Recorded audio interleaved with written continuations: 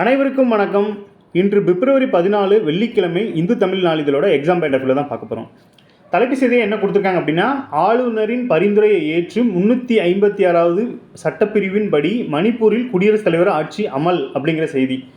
தலைப்பே பார்த்தீங்கன்னா இன்றைக்கி கொஸ்டினாக தான் இருக்குது. என்ன அப்படின்னா, இதை எப்படி கொஸ்டினாக பார்க்கணும் அப்படின்னு பாருங்கள். குடியரசுத் தலைவர் ஆட்சி மாநிலங்களில் அமல்படுத்துவது சம்பந்தமான சட்டப்பிரிவு எதுன்னு கேட்டாங்க அப்படின்னா 356 அப்படிங்கிறத தெரிஞ்சுக்கோங்க. ஸோ நீங்கள் ஆல்ரெடி தெரிஞ்சிருந்தா கூட ரீகால் பண்ணிக்கோங்க. ஸோ மணிப்பூரில் வந்து குடியரசுத் தலைவர் ஆட்சி நடக்கு அமலுக்கு வந்திருக்கு அப்படிங்கிற செய்தியை இன்றைக்கி தலைப்பு செய்தியாக கொடுத்துருக்காங்க. அங்கே என்ன நடந்திருக்கு அப்படின்னு பார்த்தீங்கன்னா, மணிப்பூரில் வந்து 2 பழங்குடியின சமுதாயத்திற்கு இடையே சண்டை நடந்திருக்கு. ஒரு பழங்குடியின சமுதாயம் வந்து பழங்குடியின அந்தஸ்து கோரும் விஷயத்தில் வந்து 2 சமூகத்துக்கு இடையே சண்டை நடந்த நிலைமையில் 2023 இந்த பிரச்சனை நடந்துகிட்ருக்கு. இதில் அந்த அரசோட தோல்வியாக கருதி அவங்க வந்து மணிப்பூரோட முதல்வர் வந்து ரிசைன் பண்ணிட்டார். அந்த ரிசைன் பண்ணது மூலமாக சட்டப்பேரவை கலைக்கப்பட்டு இப்போ குடியரசுத் தலைவர் ஆட்சியில் வந்து இருக்குது அப்படிங்கிறத தெரிஞ்சுக்கலாம். ஸோ ஒன்று ஒன்றா பார்த்துடலாம். மணிப்பூரில் ஆளுநரின் பரிந்துரை ஏற்று குடியரசுத் தலைவர் ஆட்சி அமல்படுத்தப்பட்டுள்ளது. மாநிலம் முழுவதும் பாதுகாப்பு பலப்படுத்தப்பட்டுள்ளது அப்படிங்கிறதுங்க. அப்போ பாருங்கள், குடியரசுத் தலைவர் ஆட்சி நடக்கணும் அப்படின்னா அவர் நேரடியாக கொண்டு வர மாட்டார். ஆளுநர் வந்து அவருக்கு பரிந்துரை செய்வார். அதன் மூலமாக மாநிலத்தில் குடியரசுத் தலைவர் ஆட்சி நடக்கும் அப்படிங்கிறது தான் இந்த செய்தி. ஸோ இதுக்கப்புறம் என்ன அப்படின்னா, மணிப்பூர் சட்டப்பேரவை மணிப்பூரில் என்ன நடந்திருக்கு அப்படின்னு பாருங்கள்.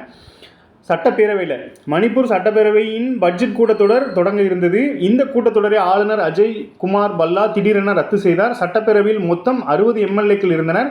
இதில் பெரும்பான்மையை நிரூபிக்க 31 எம்எல்ஏக்களின் ஆதரவு தேவை. ஆளும் பாஜகவுக்கு 32 எம்எல்ஏக்களின் ஆதரவு இருந்தது. ஆனால் குகி சமுதாயத்தைச் சேர்ந்த சில பாஜக எம்எல்ஏக்கள் முதல்வர் பிரேம் சிங்குக்கு எதிராக போர்க்கொடி வைத்தனர். அவருக்கு எதிராக நம்பிக்கையில்லா தீர்மானம் கொண்டு வரவும் திட்டமிட்டிருந்தனர். இப்போ இந்த செய்தியை பொறுத்தளவில் என்ன சொல்ல வராங்க அப்படின்னு பாருங்கள். மணிப்பூர் சட்டப்பேரவை பொறுத்தளவில் 60 எம்எல்ஏக்கள் அவங்களோட மொத்த எம்எல்ஏக்களோட எண்ணிக்கை. இதில் 31 எம்எல்ஏக்கள், அதாவது 31 எம்எல்ஏக்கள் மேலே இருந்தால் அவங்க வந்து ஆட்சி அமைச்சிக்கலாம். இந்த நிலைமையில் பாஜகவுக்கு வந்து 32 எம்எல்ஏக்கள் இருந்திருக்காங்க. இந்த பிரச்சனைக்கு அப்புறம், இந்த கலவரத்துக்கு அப்புறம் பார்த்தீங்கன்னா ஒரு 4 எம்எல்ஏ வந்து நாங்கள் வந்து இவருக்கு ஆதரவு தெரிவிக்க மாட்டோம் அப்படின்னு சொல்லி போர்க்கொடி தூக்குனதுனால, அதுவும் போக அவருக்கு எதிராக நம்பிக்கையில்லா தீர்மானம் வேற கொண்டு வரதுக்கு பிளான் பண்ணிட்டு இருந்திருக்காங்க. இந்த நிலைமையில் அவராகவே வாலண்டியராக வந்து அந்த பிரேம் சிங் ராவ் அப்படிங்கிறவர் வந்து முதலமைச்சர் பதவியிலேருந்து தானே ரிசைன் பண்ணிட்டு அவங்க வந்து இது பண்ணிட்டாங்க. ஸோ அந்த நிலைமையில் தான் இப்போ வந்து ஆளுநரின் பரிந்துரை ஏற்று குடியரசுத் தலைவர் ஆட்சி அங்கே நடந்துட்டுருக்கு அப்படிங்கிறத தெரிஞ்சுக்கோங்க. அந்த ஸ்டேட்டோட ஆளுநர் பேர் என்னென்னா அஜய்குமார் பல்லா அப்படிங்கிறத தெரிஞ்சுக்கோங்க. அடுத்து வேறு என்ன சொல்லியிருக்காங்க, நம்பிக்கையில்லா தீர்மானம். நம்பிக்கையில்லா தீர்மானங்கிறது எப்போ கொண்டு வருவாங்க அப்படின்னு பார்த்தீங்கன்னா, இப்போ இந்த எண்ணிக்கையே பாருங்கள், 60ன்னு இருக்குது, அதுக்கு 31 இது தேவை. ஆனால் இவங்கள்ட்ட 32 இருக்குது. ஒரு 4 பேர் வெளியே போகிறேன்னு சொல்கிறாங்க. அப்படிங்கும்போது அப்போ அந்த 32 வந்து 28 மாறதுக்கு வாய்ப்பு இருக்குது. அப்போது கன்ஃபார்மாக அவங்களுக்கு தெரிஞ்சதுனால அவர் வந்து ரிசைன் பண்ணிட்டு போயிட்டார். ஒருவேளை கன்ஃபார்ம் ஆகலை அப்படின்னா அந்த 28 பேர் இருக்கும்போது நம்பிக்கையில்லா தீர்மானம் கொண்டு வந்தாங்க அப்படின்னா இந்த 4 பேரும் மாற்றி ஓட்டை போட்டுருவாங்க. இந்த நிலைமையில் இந்த நம்பிக்கையில்லா தீர்மானம் வெற்றி பெற்றுச்சு அப்படின்னா அவர் ஆட்சியிலிருந்து அகற்றப்படுவார் அப்படிங்கிற செய்தி வர்றதுக்கு முன்னாடியே அவர் ரிசைன் பண்ணிட்டு போயிட்டார். ஸோ நம்பிக்கையில்லா தீர்மானங்கிறது ஸ்டேட்லேயும் சரி சென்ட்ரல்லையும் சரி இந்த மாதிரி தான் நடக்கும். அது மொத்த எண்ணிக்கை எவ்வளவோ அது 50% மேலே அவங்க மெஜாரிட்டி காட்டினா மட்டும்தான் அந்த நம்பிக்கையில்லா தீர்மானம் வந்து தோல்வியடையும். ஒருவேளை வெற்றி பெற்றுச்சு அப்படின்னா அந்த ஆட்சி வந்து ஃபெயிலியர் ஆயிடுச்சு அப்படிங்கிற மாதிரி கான்செப்டில் ஸோ அவங்க பதவி விலக வேண்டியது இருக்கும். அதனாலேயே அவர் தானே வந்து ரிசைன் பண்ணிட்டு போயிட்டார். ஸோ நம்பிக்கையில்லா தீர்மானம் பற்றி கொடுத்துருக்காங்க. நம்பிக்கையில்லா தீர்மானம்னா என்னென்னு தெரிஞ்சுக்கோங்க. இந்த சூழலில் கடந்த நாட்களுக்கு முன்பு பிரேம் சிங் தனது பதவியை ராஜினாமா செய்தார். அவர் வாலண்டியராகவே ராஜினாமா செஞ்சிட்டார். மாநிலத்தின் தற்போதைய நிலைமை தொடர்பாக ஆளுநர் அஜய்குமார் பல்லா குடியரசுத் தலைவரிடம் திரௌபதி முர்முவிடம் விரிவான அறிக்கை தாக்கல் செய்தார். ஏன் அப்படின்னு பாருங்கள், குடியரசுத் தலைவரோட பிரதிநிதியாக தான் மாநிலத்தில் ஆளுநர் இருக்கார். அப்போது மாநிலத்தில் என்ன நடக்கு அப்படிங்கிற தகவலை ஆளுநர் தான் குடியரசுத் தலைவருக்கு அறிக்கையாக தகவல் செய்வார் அப்படிங்கிற கான்செப்டில் தான் இந்த டேட்டா கொடுத்துருக்காங்க. அதில் மணிப்பூரில் குடியரசுத் தலைவர் ஆட்சி அமல் செய்ய ஆளுநர் பரிந்துரை செய்தார். ஆமாம், நேரடியாக குடியரசுத் தலைவர் இது பண்ண மாட்டாங்க. 356 ஆளுநரின் பரிந்துரை ஏற்று அது சரியான முறையில் இருந்தால் மட்டும்தான் அவர் வந்து 356 பயன்படுத்துவாங்க அப்படிங்கிற இது.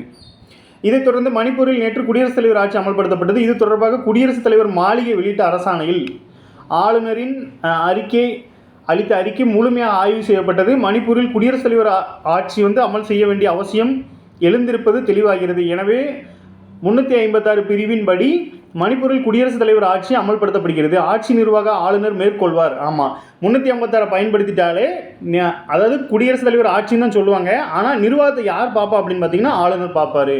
இது ஒரு இம்பார்ட்டண்டான ஒரு செய்தி.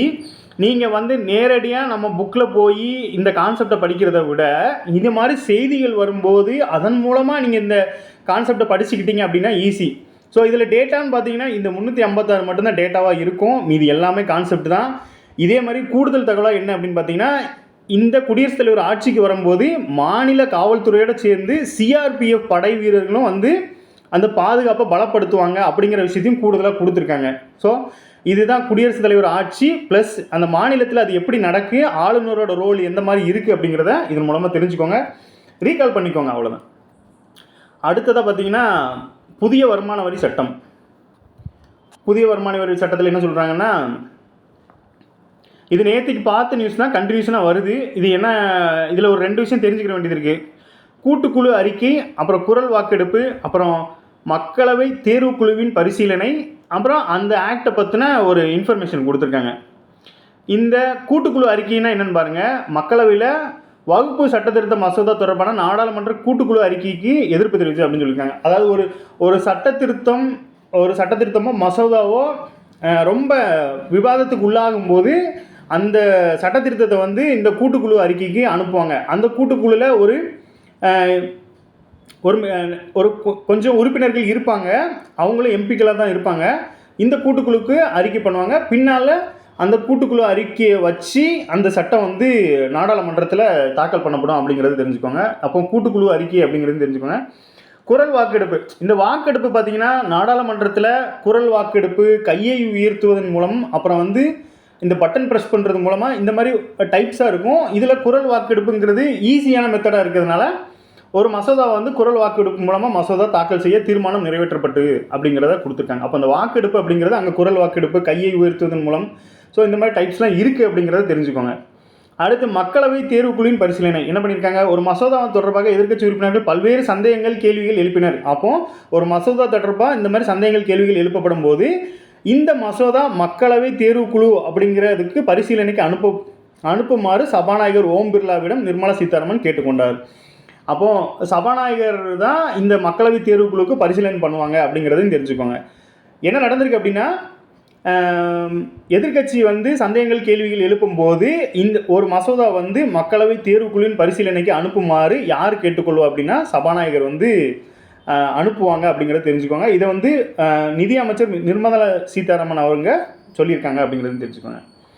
அடுத்தது பார்த்திங்கன்னா, இந்த ஏற்கனவே இருக்கிற பழைய வருமான வரி சட்டம் 1961 படி இந்த தற்போதைய பழைய வருமான வரி சட்டம் ஐடி சட்டத்தில் பார்த்தீங்கன்னா 800க்கும் மேற்பட்ட பிரிவுகள் உள்ளன. தற்போது முன்மொழியப்பட்ட சட்டத்தில் 536 பிரிவுகள், 622 பக்கங்கள், 16 அட்டவணைகள் மட்டுமே உள்ளன. இது எளிதாக இருக்கும் என்று தெரிவித்துள்ளார். 1961 ஆண்டு பழைய வருமான வரி சட்டத்தை மாற்றுவது இலக்காக கொண்டு புதிய மசோதா கொண்டு வரப்பட்டுள்ளது. இது 2026 ஏப்ரல் முதல் அமலுக்கு வரும் என தெரிகிறது. 60 ஆண்டுகளாக வருமான வரி சட்டத்தில் இருக்கும் முந்தைய ஆண்டு என்ற சொல் நீக்கப்பட்டு அதற்கு பதிலாக வரி ஆண்டு என்பது சேர்க்கப்பட்டுள்ளது. மதிப்பீட்டு ஆண்டு என்ற சொல்லும் நீக்கப்பட்டுள்ளது. இந்த செய்தியிலிருந்து நம்ம என்ன தெரிஞ்சுக்கணும் அப்படின்னா, இதை கரண்ட் அஃபேர்ஸாக நீங்கள் எடுத்துக்கிட்டாலும் சரி, இல்லை வரி, இப்போ பொருளாதாரம்னு எடுத்துக்கிட்டிங்கன்னா அதில் வரிங்கிறது ஒரு முக்கியமான பாடம். எல்லா கொஸ்டின்லையுமே வரியை பற்றி ஒரு கொஸ்டின் கேட்டுக்கிட்டே வராங்க. அப்போ அந்த வரிங்கிற டாபிக் கீழே தான் இந்த வருமான வரிங்கிறதும் வருது. ஸோ இது நேரடி வரி விதிப்பு முறையில் முக்கியமானது இந்த வருமான வரி. அப்போ அதுக்கான சட்டம் வரும்போது அது எவ்வளோ முக்கியத்துவம்னு பார்த்துக்கோங்க. அப்போ ஏற்கனவே நம்மகிட்ட இருக்கிற வருமான வரி சட்டம் அதோட வருஷம் என்னென்னா 1961. அதோட பிரிவுகள் அதெல்லாம் தேவையில்லை. அதெல்லாம் எதனை பேஸ் பண்ணி இருக்கும் அப்படின்னு பார்த்தீங்கன்னா, நம்ம இந்திய அரசியலமைப்பை பேஸ் பண்ணி தான் பிரிவுகள், அட்டவணைகள், அப்புறம் வந்து திருத்தங்கள் எல்லாமே அது சார்ந்து தான் அமையும் அப்படிங்கிறத தெரிஞ்சுக்கோங்க. இந்த புதுசாக இயற்றப்படுற இந்த வருமான வரி சட்டம் வந்து 2026 ஏப்ரல் முதல் அமலுக்கு வரும் அப்படின்னு சொல்லியிருக்காங்க. ஏன் இந்த ஒரு வருஷம் கேப் அப்படின்னு பார்த்தீங்கன்னா, இதற்கிடையில் ஏதேனும் இது வந்துச்சு அப்படின்னா கூட சில திருத்தங்களை பண்ணிக்கலாம். இன்னொன்று, எந்த ஒரு சட்டம் இயற்றும் போதும் அது மக்களுக்கானதாக இருக்கும்போது சில காலங்கள் வந்து அதற்கு எடுக்கும்.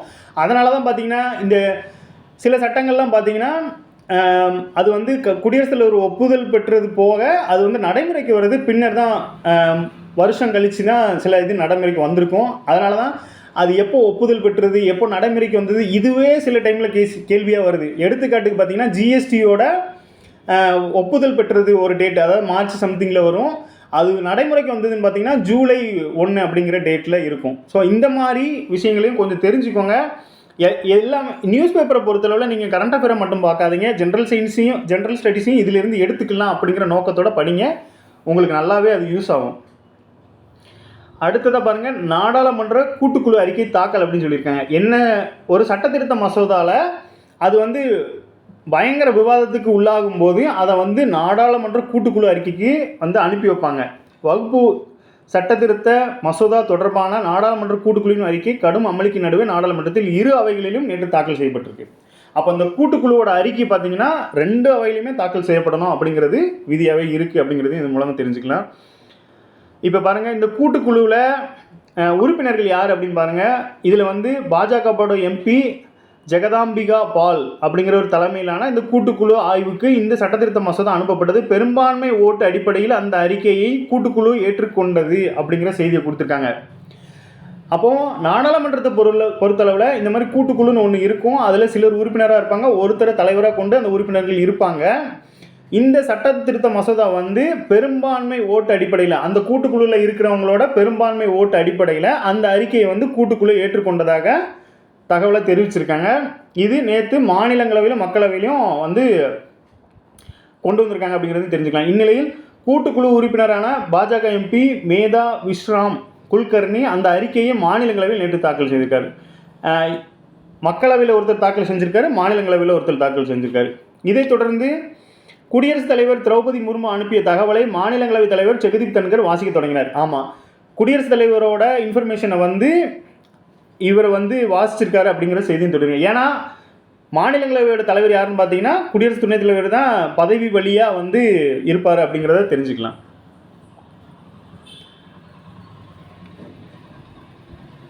ஆமாம், அது போக மாநிலங்களவையில் தாக்கல் பண்ணிட்டாங்க. அடுத்து மக்களவையிலும் எதிர்க்கட்சிகளின் அமளிக்கு இடையே நாடாளுமன்றத்துக்கு கூட்டுக்குழு அறிக்கை தாக்கல் செய்யப்பட்டது. அப்போ கூட்டுக்குழுவோட அறிக்கை பார்த்தீங்கன்னா 2 அவையிலையுமே தாக்கல் பண்ணப்படணும் அப்படிங்கிறது முக்கியமாக இருக்குது. அது வந்து ஒரு எம்பியோட தலைமையில் அதில் சில உறுப்பினர்கள் இருப்பாங்க. அது பெரும்பான்மை அடிப்படையில் நாடாளுமன்றத்துக்கு வருது அப்படிங்கிறத தெரிஞ்சுக்கோங்க.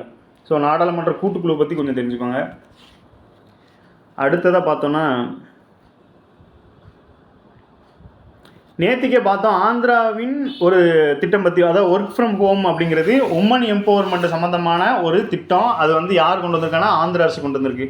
இன்றைக்கி என்ன கொடுத்துருக்காங்க அப்படின்னு பாருங்கள், ஆந்திர அரசின் அசத்தல் திட்டம் அப்படின்னு கொடுத்துட்டு அந்த ஒர்க் ஃப்ரம் ஹோம் வந்து பெண்களின் பாதுகாப்பு உறுதி செய்கிறது தான். அப்போ அதில் வந்து என்னெல்லாம் கொடுத்துருக்காங்க, பணியாற்றுதல் அப்படின்னா ரிமோட் ஒர்க்கு, இணைந்து பணியாற்றும் இடங்கள் அப்படின்னா கோ ஒர்க்கிங் ஸ்பேசஸ், அண்டை பணியிடங்கள் அப்படின்னா நெய்பர்ஹுட் ஒர்க் ஸ்பேசஸ் ஆகியவற்றை ஆந்திராவில் உள்ள நகரங்கள், சிற்றூர்கள், மண்டலங்கள் அளவில் பெரிய அளவில் செயல்படுத்த போவதாக அறிவித்துள்ளார். அதாவது இந்த திட்டத்தை பொறுத்தளவில் தனியார் மற்றும் அரசு அலுவலகங்களில் இந்த திட்டம் வந்து இம்ப்ளிமெண்ட் பண்ணுறாங்க. ஸோ 2 இதுலேயுமே பண்ண போகிறாங்க. அதில் இந்தந்த டைப்லலாம் வந்து அந்த பணியிடங்களை உருவாக்க போகிறாங்க அப்படிங்கிற செய்தி கொடுத்துருக்காங்க. நேற்றுக்கு நம்ம பார்த்ததில் இந்த மாதிரி முதல்வர் அறிவிச்சிருக்காரு அப்படின்னு செய்தி கொடுத்துருந்தாங்க. இன்றைக்கி நம்ம பார்க்கும்போது இதில் இந்தந்த டைப்ஸ் வந்து ஆட் பண்ண போகிறாங்க அப்படின்னு சொல்லுவாங்க. அப்போது ஒரு நியூஸை வந்து நீங்கள் தொடர்ச்சியாக பார்க்கும்போது தான் அதில் என்னென்ன மாற்றங்கள் வருது, அதில் நம்ம இன்னொன்று கண்டினியூஸாக பார்க்கும்போது உங்களுக்கு நோட்ஸ் எடுக்க வேண்டிய அவசியம் இருக்காது. அது அப்படியே மனப்பாடமாகவே நம்மளுக்கு மைண்டில் ஸ்டோர் ஆயிரும் அப்படிங்கிற விஷயத்தையும் தெரிஞ்சுக்கோங்க. அப்போது நேற்றுக்கு பார்த்த அந்த ஒர்க் ஃப்ரம் ஹோம் ஸ்கீம் பார்த்தீங்கன்னா எந்த ஸ்டேட்டோடது அப்படின்னா ஆந்திர அரசோடது. அதில் என்னென்ன டைப்லலாம் இருக்குது அப்படின்னா பணியாற்றுதல், இணைந்து பணியாற்றும் இடங்கள், அண்டை பணியிடங்கள் ஆகியவற்றை ஆந்திராவில் உள்ள நகரங்களில் உருவாக்கப்படும் அப்படிங்கிற செய்தியும் இன்றைக்கி கொடுத்துருக்காங்க அப்படிங்கிறத தெரிஞ்சுக்கோங்க. இது வந்து பெண்களுக்கு பாதுகாப்பு கொடுக்கவும் பெண்களுக்கு அதிகாரம் அளிக்கவும் இந்த நடவடிக்கை எடுக்கப்பட்டிருக்கு அப்படிங்கிற விஷயத்தை தெரிஞ்சுக்கோங்க.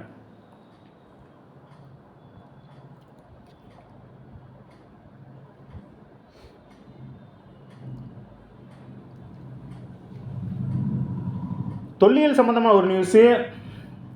தொல்லியல் சம்மந்தமாக பார்த்தீங்கன்னா நம்ம யூனிட் 6ல் பார்த்தீங்கன்னா தொல்லியல்னு ஒரு டாபிக் இருக்கும். சமீபமாகவே தொல்லியல் சம்மந்தமாக நிறைய வந்துட்டுருக்கு. இந்த நிலைமையில் கிளமங்கலம் அருகே 13ஆம் நூற்றாண்டைச் சேர்ந்த பூர்வாதாராயர்கள் கல்வெட்டு கண்டுபிடிக்கப்பட்டிருக்கு. ஆமாம். இப்போ நம்மளுக்கு இது எப்படி கொஸ்டினாக கேட்பாங்க அப்படின்னு பார்த்தீங்கன்னா, எந்த ஊரில் அந்த இதை தொல்லியல் எடுக்கிறாங்களோ அந்த மாவட்டத்தை வச்சு அந்த ஊரை எடுப்பாங்க. இல்லை அந்த ஊரில் வாழ்ந்த மன்னர்களை பற்றி கேட்கலாம். இல்லை அந்த கல்வெட்டில் அவங்க கிடைச்ச பொருட்களை வச்சு சில பொறுத்துக்க தான் மோஸ்ட்லி வைக்கிறாங்க. ஏற்கனவே உள்ள கொஸ்டின்ஸ்லாம் பார்க்கும்போது பொறுத்துக்க நிறைய இருக்குது. அதுலேயும் இந்த மாவட்டங்களை தான் முக்கியமாக கேட்குறாங்க. அப்போது இந்த கிளமங்கலம் எங்கே இருக்குது அப்படின்னு பார்த்தீங்கன்னா கிருஷ்ணகிரி மாவட்டத்தில் இருக்குது. இது எந்த நூற்றாண்டை சேர்ந்தது அப்படின்னு பார்த்தீங்கன்னா 13ஆம் நூற்றாண்டை சேர்ந்தது. இதில் கூடுதலாக ஒரு இன்ஃபர்மேஷன் கொடுத்துருக்காங்க. இந்த பகுதி எதெல்லாம் அப்படின்னு பார்த்தீங்கன்னா சூளகிரி, ஓசூர், கிளமங்கலம் ஆகிய பகுதியிலே ஆண்ட குறுநில மன்னர்களான இந்த பூர்வாதாராயர்கள் பற்றிய கல்வெட்டுகள் தொடர்ந்து கிடைத்து வருகின்றன. அப்போது அந்த டைமில் பார்த்தீங்கன்னா குறுநில மன்னர்கள் நிறைய இருந்திருப்பாங்க. அதில் ஒரு டைப் தான் இந்த பூர்வாதாராயர்கள். இவங்க பாருங்கள் யாரோட இதில் இருந்திருக்காங்க அப்படின்னு பார்த்தீங்கன்னா 13ஆம் நூற்றாண்டில் 3ஆம் குலோத்துங்கன் காலத்தில் இப்பகுதியை ஆட்சி செய்த பூர்வாதாரர்கள் வம்சத்தை சேர்ந்தவர்கள் தாமதாழ்வார் என்பவர் இப்பகுதியில் இருந்த இளையாழ்வார் என்பவருக்கு 2 கண்டம் விளைகின்ற நிலத்தை தானமாக அளித்த செய்தியை இக்கல்வெட்டு கூறுகின்றது அப்படின்னு செய்தி கொடுத்துருக்காங்க.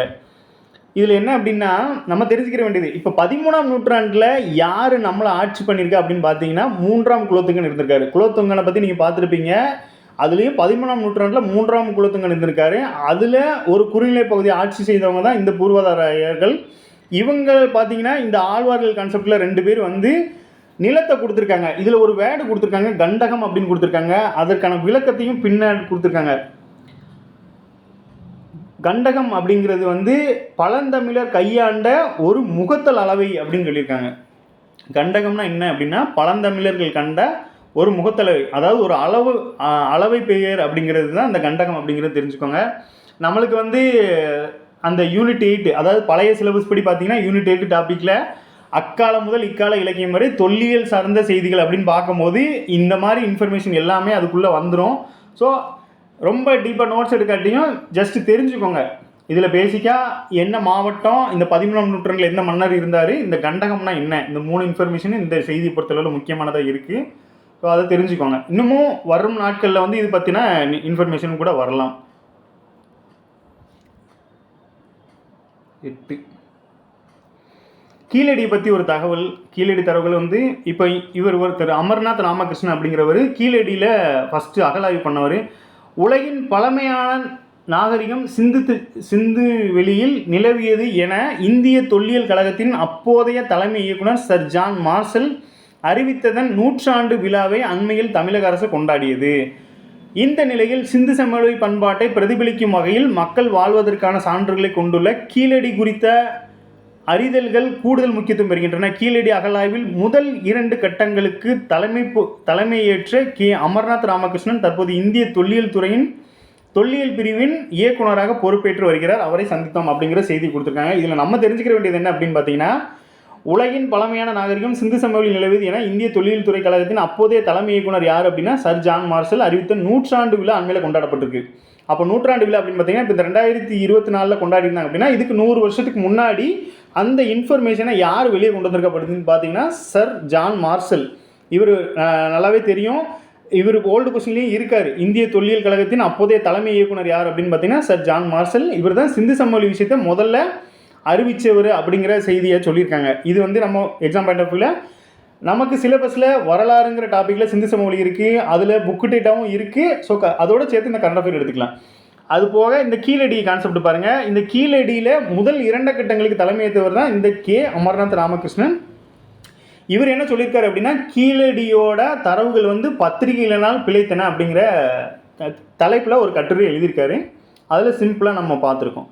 அப்போ புக்கு டேட்டா படியும் கீழடி டேட்டா படியும் பார்த்தீங்கன்னா அப்போ அந்த கீழடி என்ன சொல்லியிருக்காங்க அப்படின்னா கீழடி குறித்த அறிதல்கள் கூடுதல் முக்கியம் பெற்றன. கீழடி அகழாய்வின் முதல் 2 கட்டங்களுக்கு இவர் தலைமையேற்றிருக்காரு அப்படிங்கிறத சொல்லியிருக்காங்க. இப்போ இவர் வந்து இந்திய தொல்லியல் துறையோட இயக்குனராக இருக்கார் அப்படிங்கிறதையும் தெரிஞ்சுக்கலாம்.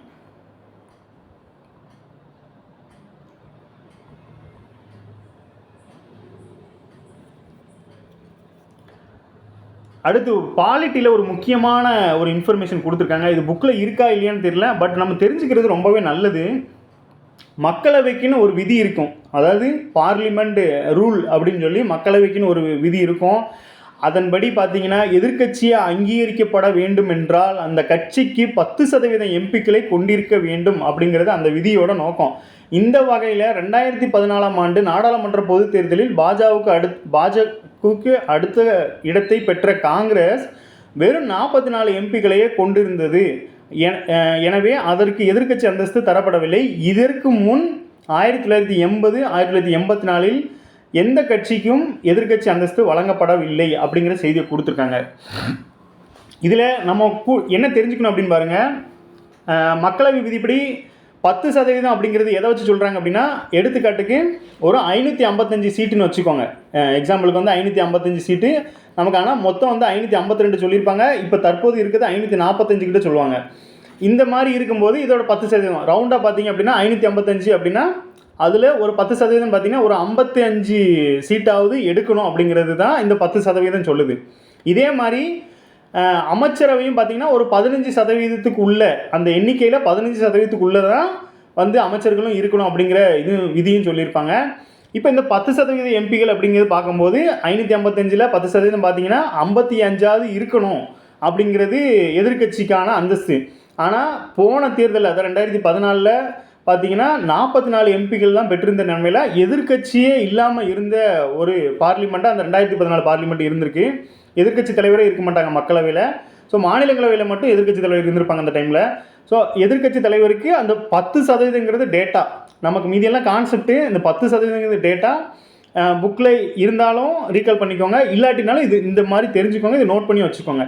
இதே மாதிரி அமைச்சர்கள் எவ்வளோ சதவிகிதம் இருக்கணும் அப்படின்னு பார்த்தீங்கன்னா அதே அந்த 552 சம்திங்கில் 15% இருக்கணும். இதே மாதிரி மாநிலங்களில் எடுத்துக்காட்டுக்கு நம்ம தமிழ்நாடு எடுத்துக்கோங்க, 234 எம்எல்ஏஸ் இருக்கிற அந்த சட்டப்பேரவையில் இன்ட்டு 15% போட்டால் எவ்வளோ வருமோ அதுக்குள்ளே தான் அந்த அமைச்சரவை வச்சுக்கணும் அப்படிங்கிறது.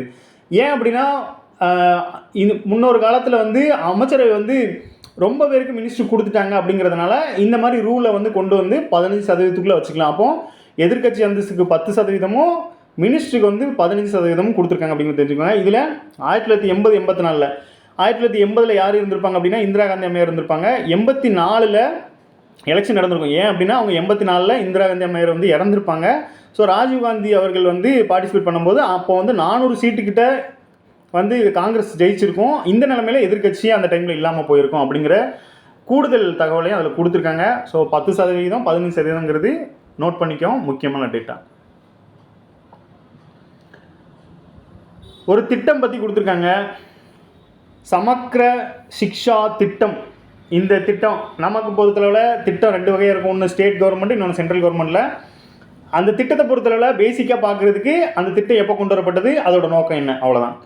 பிரதமர் மோடி குழந்தைகள் அனைவருக்கும் தரமான சமமான கல்வி கிடைக்க வேண்டும் என்ற நோக்கத்தில் கடந்த 2018-19ஆம் ஆண்டு ஒருங்கிணைந்த பள்ளிக்கல்வி, அதுதான் சமக்ர சிக்ஷா அப்படிங்கிற திட்டத்தை கொண்டு வந்திருக்காரு. இந்த திட்டத்தின் சிறப்பு அம்சங்களில் ஒன்றான தகவல் தொடர்பு தொழில்நுட்பத்தின் கல்வி தொடர்பாக சில விதிமுறைகள். அதாவது இது வந்து இந்த திட்டம் கொண்டு வரப்பட்டது, சமர சிக்ஷா அப்படிங்கிற திட்டம் வந்து எப்போ கொண்டு வரப்பட்டதுன்னா 2018-19 அந்த நிதியாண்டில் கொண்டு வந்திருக்காங்க. இதோட நோக்கம் என்னென்னா அனைவருக்கும் தரமான சமமான கல்வி கிடைக்க செய்வது. இதோட ஒரு பார்ட்டு தான் பார்த்திங்கன்னா இந்த தகவல் தொழில்நுட்ப தொடர்பான சில விதிமுறைகள் அப்படின்னு கொடுத்துருக்காங்க. அதை பற்றின நியூஸ் கொடுத்துருக்காங்க. ஆனால் நமக்கு வந்து டைரெக்டாக ஸ்கீமை மட்டும் பாருங்கள். வருஷம் 2018-19. இதோட நோக்கம் என்னென்னா அனைவருக்கும் தரமான சமமான கல்வி கிடைக்க செய்வது அப்படிங்கிறத இந்த ஸ்கீம்லேருந்து நீங்கள் நோட் பண்ணிக்கோங்க. அடுத்ததாக பாண்டியர்களை பற்றி ஒன்று கொடுத்துருக்காங்க. எந்த ஊரில்? மதுரை மாவட்டம் கம்பூர் அப்படிங்கிற கிராமத்தில் வந்து 800 ஆண்டுகள் தொன்மையான பாண்டியர் கால கல்வெட்டு ஒன்று எடுத்திருக்காங்க. இதில் என்ன சொல்ல வராங்க, பாண்டிய மன்னனின் 12வது ஆட்சியான கிபி 1228 கம்பூர் மக்களும் தென்னகத்தேவன் என்னும் இப்பகுதியில் தலைவரும் சேர்ந்து இருந்தனர். அதாவது பாண்டியர்கள் ஆட்சி பண்ண ஏரியாவை சொல்லியிருக்காங்க. இதில் நீங்கள் தெரிஞ்சுக்க வேண்டியது என்ன அப்படின்னு பார்த்தீங்கன்னா, இது எந்த ஊரில், இந்த கம்பூர் அப்படிங்கிற கிராமம் எங்கே இருக்குது அப்படின்னு பார்த்தீங்கன்னா மதுரை மாவட்டம் மதுரை மாவட்டம் மேலூர் வட்டம் கருங்காலக்குடி அருகே உள்ள கம்பூர் கிராமம் அப்படிங்கிறத தெரிஞ்சுக்கோங்க. இங்கே எடுக்கப்பட்ட இந்த கல்வெட்டுகள் எந்த மன்னர் சார்ந்தது அப்படின்னு கேட்பாங்க. பாண்டிய மன்னர்கள் சார்ந்தது அப்படிங்கிறத தெரிஞ்சுக்கோங்க. அப்போ வந்து இந்த கம்பூர் அப்படிங்கிறது எங்கே இருக்குது அப்படின்னா மதுரை மாவட்டம் கருங்காலங்குடி அப்படிங்கிறது பக்கத்தில் இந்த கம்பூர் இருக்குது. இங்கே எடுக்கப்பட்ட இங்கே என்ன கிடச்சிருக்கு அப்படின்னு பார்த்தீங்கன்னா கல்வெட்டுகள் கிடச்சிருக்கு. இது யார் காலத்தில் அப்படின்னா பாண்டியர் கால ஆட்சி காலத்தில் உள்ள கல்வெட்டு கிடச்சிருக்கு அப்படிங்கிறத இன்ஃபர்மேஷனாக தெரிஞ்சுக்கோங்க. அடுத்து பார்த்தீங்கன்னா மக்களவையோட பெண் எம்பிக்களோட எண்ணிக்கை கொடுத்துருக்காங்க. இந்த தகவலை யார் வெளியிட்டிருக்கான்னு பார்த்தீங்கன்னா நம்ம தேர்தல் ஆணையம் வெளியிட்டிருக்காங்க.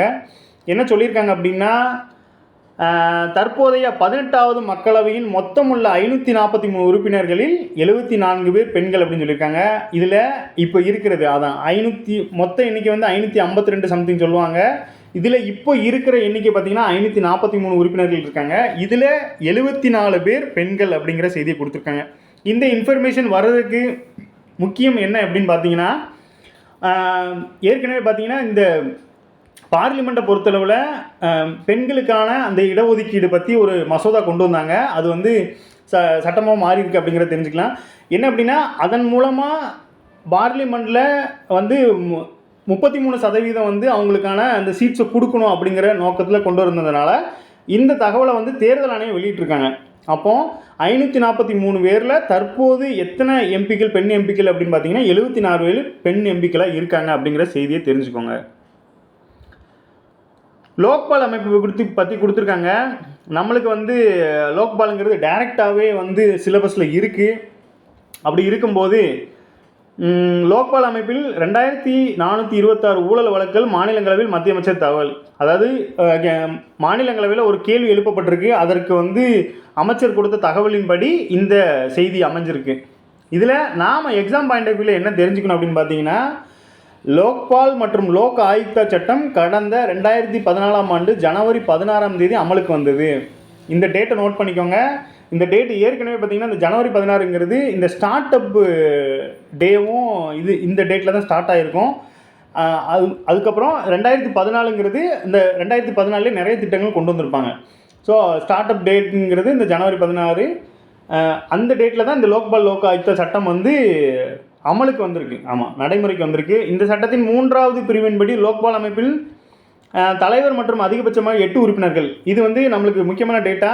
இதில் லோக்பால் அமைப்பில் ஒரு தலைவர் மற்றும் 8 உறுப்பினர்கள் இதில் இருக்கலாம் அப்படிங்கிறத சொல்கிற பிரிவு என்ன அப்படின்னா 3வது பிரிவு. அதாவது லோக்பால் ஆக்டோட 3வது பிரிவு சொல்லுது.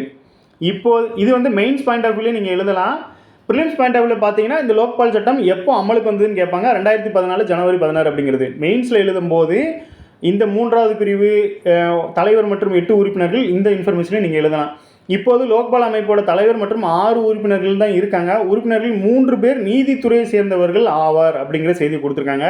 மீதி உள்ளவங்க அந்த துறை சார்ந்த நிபுணத்துவமோ இல்லை வந்து அந்த தேடல் குழுவில் உள்ளவங்க செலக்ட் பண்ணுற ஆட்களாக இருப்பாங்க அப்படிங்கிறது தெரிஞ்சுக்கோங்க.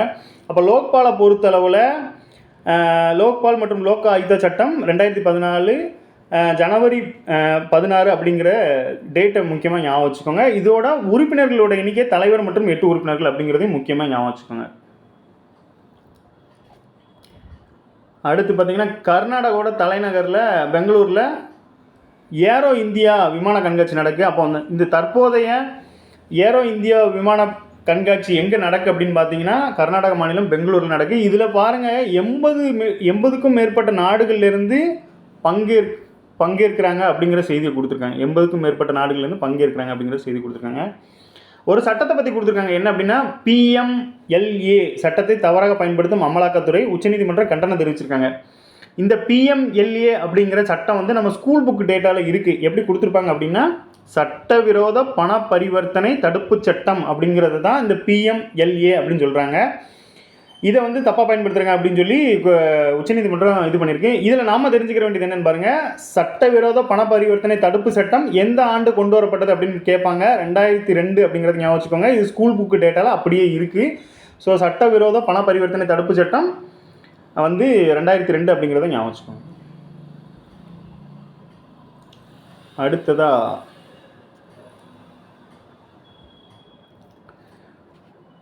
ஊழல் பட்டியல் ஒன்று வெளியிட்டிருக்காங்க. ஊழல் குறைந்த நாடுகளின் பட்டியலில் இந்தியா பின்னடைவு அப்படிங்கிற செய்தி. ஆமாம், போன வருஷத்தை கம்பேர் பண்ணும்போது இந்த வருஷம் வந்து பின்னடைஞ்சிருக்காங்க அப்படின்னு சொல்லியிருக்காங்க. யார் வெளியிட்டிருக்கான்னு பாருங்கள். உலக நாடுகளின் ஊழல் லஞ்சம் தொடர்பான டிரான்ஸ்பரன்சி இன்டர்நேஷனல் அமைப்பு ஒவ்வொரு ஆண்டும் ஆய்வு மேற்கொள்கிறது. 180 நாடுகளுக்கு 0 முதல் 100 வரை மதிப்பெண்கள் வழங்கப்பட்டு அதன் அடிப்படையில் தரவரிசை பிரிக்கப்படுகிறது. இதில் இந்தியா கடந்த 2023 39 மதிப்பெண்களுடன் 93வது இடத்தில் இருந்தது. 2024 ஆண்டில் இந்தியா 38 மதிப்பெண்களுடன் 96வது இடத்துக்கு சரிந்துள்ளது. அப்போ 180 நாடுகளில் நடத்தப்பட்ட இதில் 96வது இடத்துல இந்தியா இருக்குது அப்படிங்கிறத தெரிஞ்சுக்கோங்க. இதில் முக்கியமான இன்ஃபர்மேஷன், ஊழல் குறைந்த நாடுகளின் பட்டியலில் முதல் இடத்துல இருப்பது யார் அப்படின்னு பார்த்தீங்கன்னா டென்மார்க். அப்போ நம்மளுக்கு எப்படி இது கொஸ்டினாக வரும் அப்படின்னு பார்த்தீங்கன்னா, தற்போதைய அதாவது 2024 இந்தியாவோட இடம் அப்படிங்கிறது தான் முக்கியமான. அப்போ 96 அப்படிங்கிறத ஞாபகம் வச்சுக்கோங்க. ஸோ இதுதான் முக்கியமானது. அப்போ முதல் ஊழல் குறைந்த நாடுகளில் முதல்ல இருக்கிறதும் டென்மார்க். 2 கொஸ்டினாக எடுத்துக்கோங்க. ஒன்று வந்து 2024 படி இந்தியா வந்து ஊழலில் எத்தனாவது இடம்னு பார்த்தீங்கன்னா 96வது இடம். இன்னொன்று ஊழல் குறைந்த நாடுகளின் பட்டியலில் எந்த நாடு முதல்ல இருக்குன்னா டென்மார்க் அப்படிங்கிறத ஞாபகம் வச்சுக்கோங்க.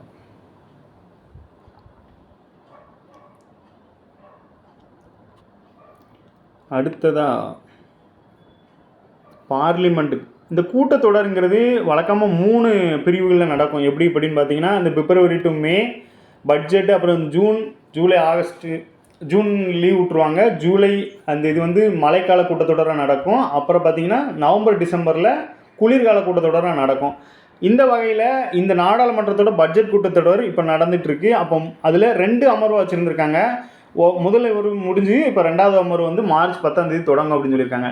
இதில் ஒரு இன்ஃபர்மேஷன் என்னென்னு பாருங்கள். முதல் நாளில் இரு அவைகளின் கூட்டத்தில் குடியரசுத் தலைவர் திரௌபதி முர்மு உரையாற்றுவார்.